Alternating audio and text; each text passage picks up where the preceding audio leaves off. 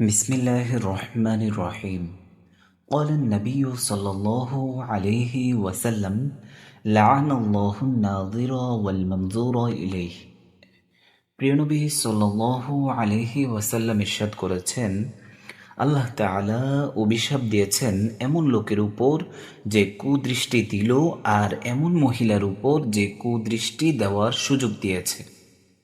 হযরত দাউদ আলাইহিস সালাম তার ছেলেকে উপদেশ দিতে গিয়ে বলেন, বাঘ ও অজগরের পেছনে ছুটলেও কোনো নারীর পেছনে কখনো ছুটবে না।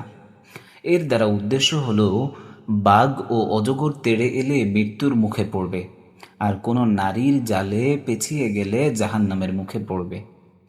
হযরত ইয়াহইয়া ইবনে জাকারিয়া রহমতুল্লাহ আলাইহিকে লোকেরা জিজ্ঞেস করল, ব্যভিচারের শুরুটা কোথা থেকে? তিনি বললেন, চোখ থেকে। হযরত ওমর ফারুক রাদিয়াল্লাহু তাআলা আনহু বলেন, দুটি পুরনো হাড়ও নির্জনে একসাথে মিলিত হলে পরস্পরের উপর আসক্ত হবে। পুরনো হাড় দিয়ে বুঝিয়েছেন বুড়ো ও বুড়ি।